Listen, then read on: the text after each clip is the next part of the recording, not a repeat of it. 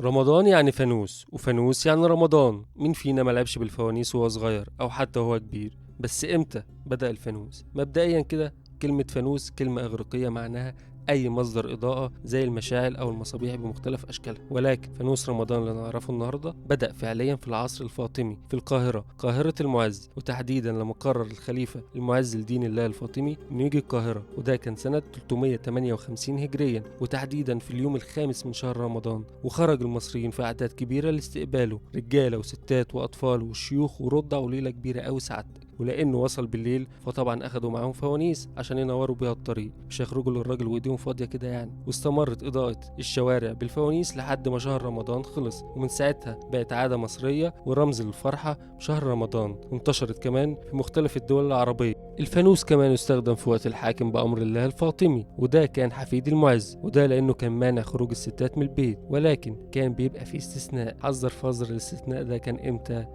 أيوة، في شهر رمضان، بس كان في شرط واحد، وهو إن يمشي قصاد كل ست تخرج طفل ويبقى ماسك في إيده فانوس، عشان الناس تعرف إن في ست جاية فيوسعوا الطريق. ومن ساعتها والأطفال قفشة في الفانوس مش راضية تسيبه، وبقى مرتبط بشهر رمضان.